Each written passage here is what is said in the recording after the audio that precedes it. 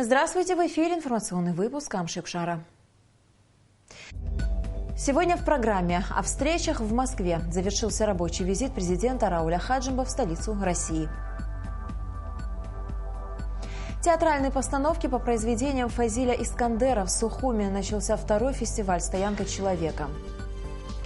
На благотворительной основе врачи из Армении начали прием детей с диагнозом ДЦП. Завершился рабочий визит президента Рауля Хаджимба в Российскую Федерацию. 12 июня президент прибыл в Сухум. В рамках рабочего визита в Москву президент Рауль Хаджимба провел встречу с помощником президента России Владиславом Сурковым и заместителем секретаря Совета безопасности России Рашидом Нургалиевым. Президент также встретился с чрезвычайным полномочным послом Республики Абхазия в Российской Федерации Игорем Ахба и руководителем торгового представительства Абхазии в России Олегом Барцыц. Состоялись неофициальные встречи президента с руководителями ряда российских регионов, в том числе с главами северокавказских республик. Подробности в репортаже Беллы Кварча. Визит президента Абхазии Рауля Хаджимба в Москву преследовал сразу несколько целей. Во-первых, присутствие в качестве гостя на престижных международных скачках. Во-вторых, вручение главного приза победителю на розыгрыше Кубка Абхазии по конкуру в Подмосковье. И в-третьих, проведение ряда важных рабочих встреч, в том числе с помощником президента Российской Федерации Владиславом Сурковым и заместителем секретаря Совбеза России Рашидом Нургалиевым. О чем шла речь на переговорах, президент сам рассказал журналистам. Все те встречи, которые проходят в России, связаны с перспективой нашей страны. И никаких тех опасений, которые высказываются и слышу я, быть не может. Наша страна развивается, нам помогают, и нам следует эту помощь принимать достойно и создавать возможности собственных развитий и усилий. Нам пора научиться зарабатывать самим. И если Россия нам в этом помогает, то это только нужно с благодарностью принимать. Что касается встреч, они были связаны с вопросами инвестпрограммы, вопросы, связанные с кредитом, который лежит большим бременем на Абхазии, возможности его реструктуризации, и вопросы, связанные с безопасностью. У нас еще впереди предстоят процессы подписания документов, связанных с набившим оскомину информационно-координационным центром при МВД, и вопросы, связанные с обороной и безопасностью. Я думаю, что здесь нашему населению бояться нечего. Все, что мы говорили ранее, оно имеет место, и мы продолжать будем эти отношения развивать. Оно будет полезно, и оно будет нужно нашей стране. Вы довольны ходом и результатом, итогами этих встреч? Да, я доволен и надеюсь на то, что у нас еще впереди будут другие встречи и более высокого уровня. В посольстве Абхазии в Москве президент Рауль Хаджимба встретился с послом Абхазии в России Игорем Ахба. Дипломат рассказал о работе посольства, о деятельности по налаживанию связей с другими странами, а также с регионами Российской Федерации. Есть работа, и, кстати, Лавров просто это уже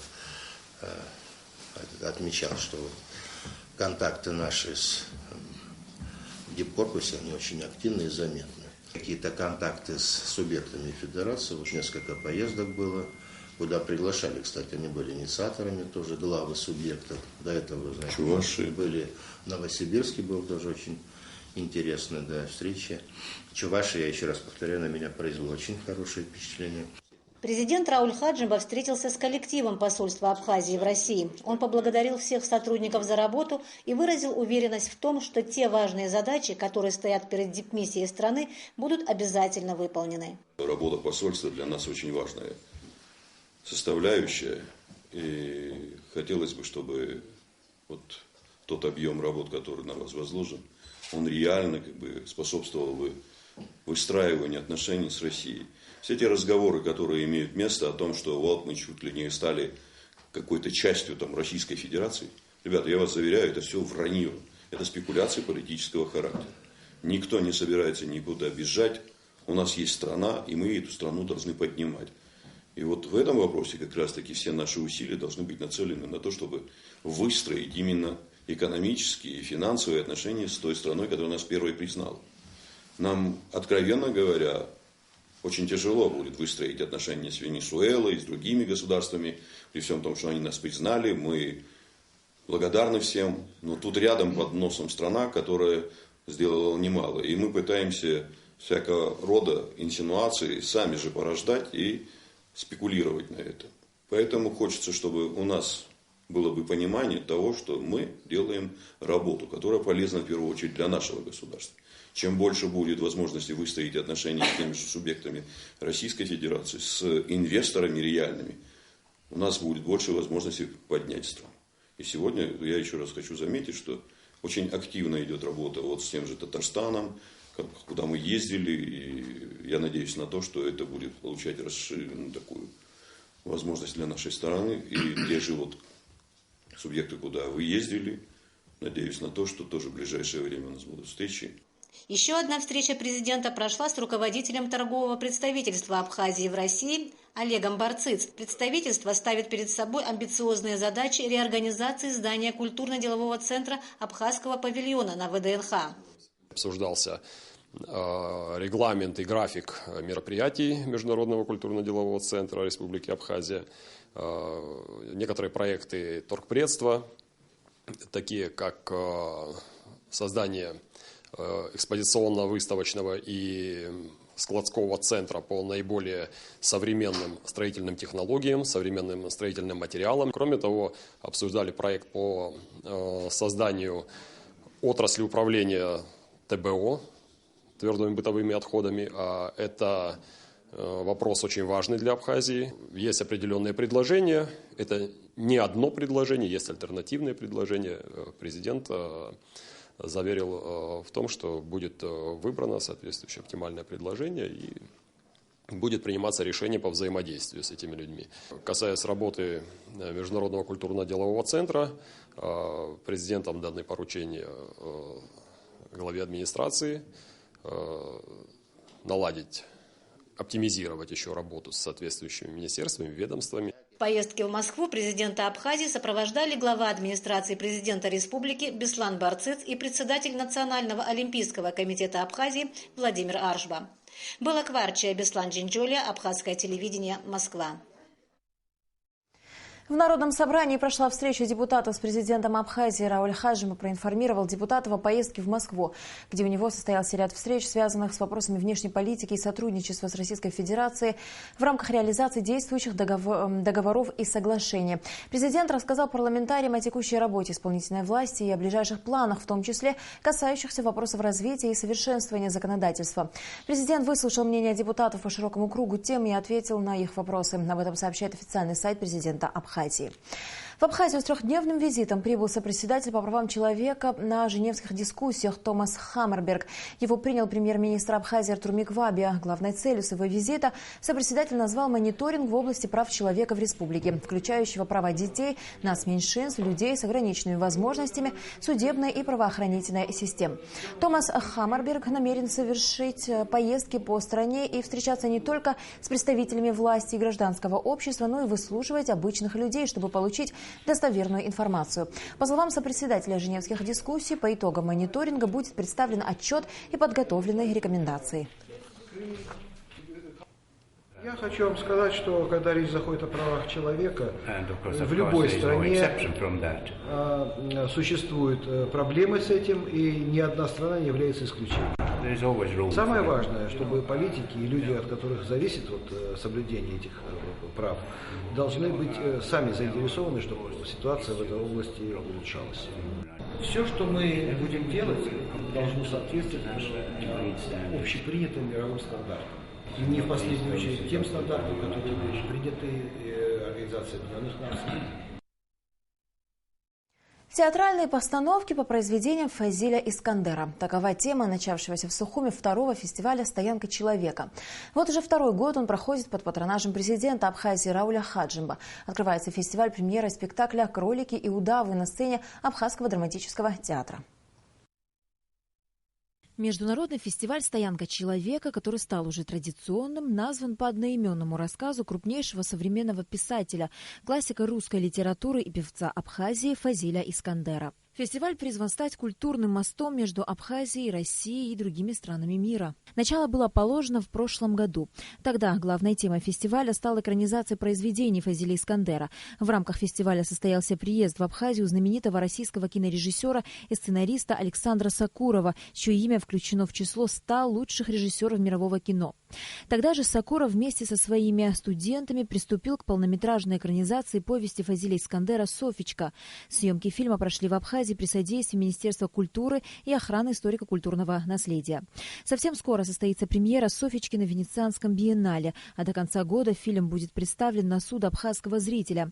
В этом году тема фестиваля – театральные постановки по произведениям Фазиля Искандера. О том, что интересного нас ждет в рамках фестиваля, нам рассказала министр культуры и охраны историко-культурного наследия Эльвира Арсалия. В рамках фестиваля сегодня в Абхазском драматическом театре пройдет премьера спектакля «Кролики и удавы» режиссера Мадины Аргун и сценографа Алексея Шервашидзе. Также в рамках фестиваля завтра в Русском театре пройдет спектакль Московского института телевидения и радиовещания Останкина, театральной группы «О Марат», режиссера Коковкина и Родионовой. Также пройдут просмотры телеспектакля «Привет от Цюрюпы» на малой сцене Абхазского театра. И завершится фестиваль круглым столом «Сюжет существования», где художники, режиссеры, писатели, просто читатели Искандера будут говорить о том, как влияет произведение писателя на мировоззрение современного человека. Кураторы проекта Алексей Шервашидзе-Чачпа и Шазина Агарба. На улицах Сухума, как и в прошлом году, в рамках фестиваля будут размещены баннеры с цитатами Фазиля Искандера. В числе гостей фестиваля давний друг Фазиля Абдуловича Сергей Коковкин, заслуженный артист России, заведующий кафедрой, руководитель мастерской театрального факультета Московского института телевидения и радиовещания Останкина с группой студентов, дочь писателя Марина Искандер и его супруга Анна Родионова. У фестиваля большое будущее. Каждый год появляются новые имена, новые события. И на сегодняшний день с нами связываются наши коллеги из других городов, из других стран, возможностью проводить подобные фестивали уже у них. Главные сюжеты произведений Фазиля Искандера тянутся к нам из его детства и описаны в уникальном своеобразном чегемском стиле. Несмотря на знакомство с творчеством многих писателей, по признанию Фазиля Абдуловича, никто так и не смог произвести на него такое впечатление, чтобы в будущем повлиять на его стиль. Источником вдохновения знаменитого писателя были и остаются воспоминания детства, его запахи и вкус, которые до сих пор живут в нем и заставляют творить. Свой труд писателя Искандер рассматривает как возможность изменить мир к лучшему, переписав его правила и указав на болевые точки, заставляя всех задуматься и совершенствоваться. Себя он называет исключительно русским писателем, воспевающим Абхазию.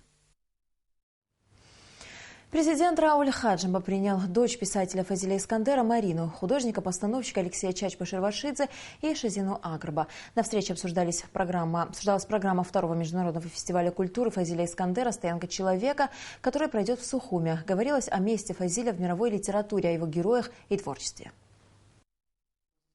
Второй Искандеровский фестиваль пройдет с 13 по 15 июня в Сухуме. В этом году он посвящен произведениям великого писателя и театру.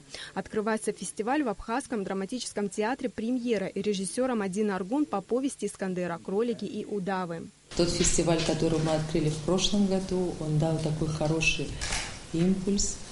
И сегодня открывается второй фестиваль.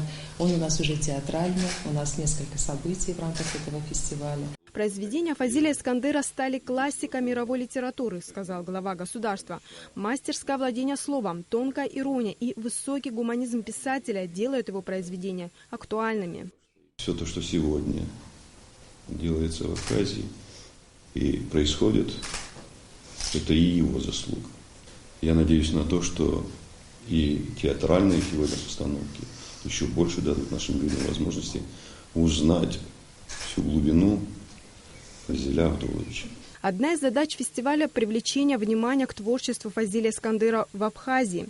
Куратор фестиваля «Стоянка человека» Шазина Агарба поблагодарила президента Абхазии за поддержку этого культурного мероприятия. Мало у какого народа сегодня есть такая путеводная звезда, как Вазиль, нам хотя бы есть на кого ориентироваться. И тот этический импульс, который он дает, вы абсолютно правы. Мне кажется, даже четверть того света, того тепла, все, что вот заложено им, еще не раскрыто. Все произведения Фазиля, все его герои, просто поменяли костюм. Потому что он про всегда пишет, не про то, что вот сиюминутно ценно, а это же ценности всегда.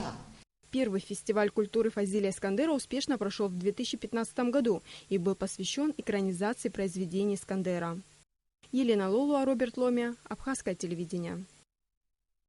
При содействии Международного фонда АПСН в Абхазию приехали специалисты из Еревана во главе с главным детским ортопедом, невропатологом столицы Армении, профессором Даниэляном в сопровождении 2 ведущих невропатологов города.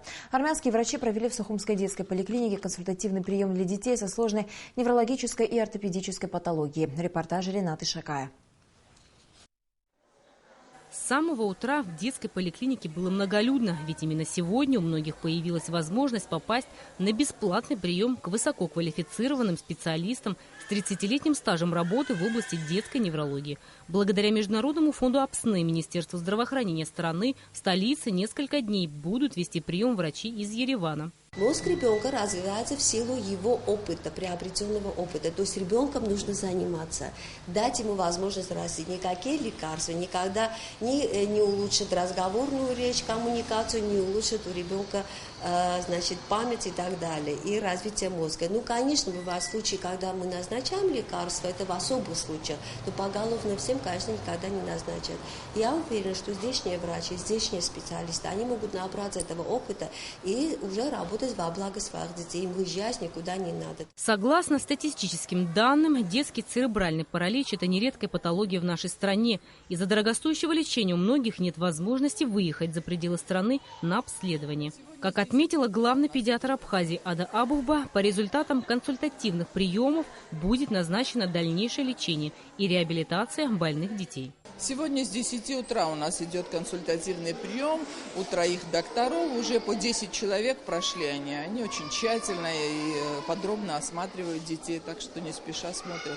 Мы очень довольны, потому что вот мы пообщались с врачом, мы уже спокойны, потому что дети, когда разговаривают, дети нервничают, дети психуют, потому что у них психика, сейчас я думаю, у всех детей психика нарушена.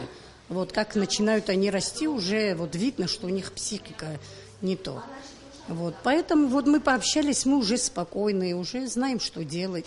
В рамках одного из проектов Международного фонда АПСН реализована программа здоровья. Фонд сотрудничает с Сухумским реабилитационным центром и детской поликлиникой, оказывает им материальную и финансовую поддержку. Мы были в Армении, встречались с специалистами, пригласили специалистов. Как вы видите сегодня, что они оказывают прием. Вот в течение 3 дней они будут оказывать прием.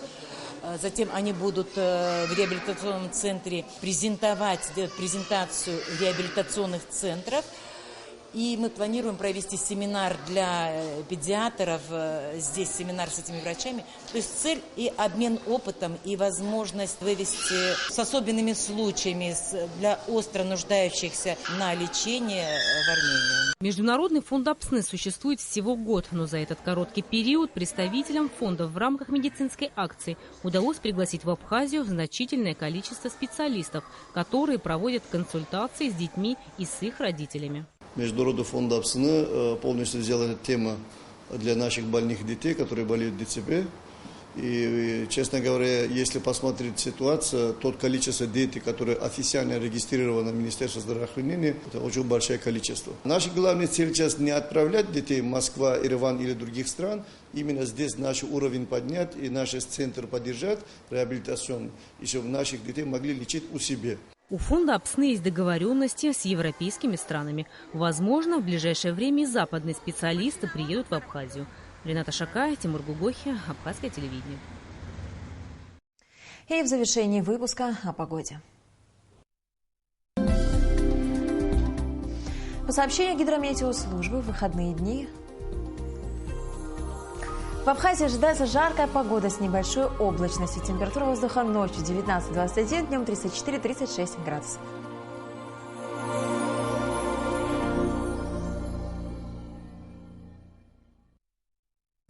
На этом наш выпуск завершен. До скорых встреч в эфире.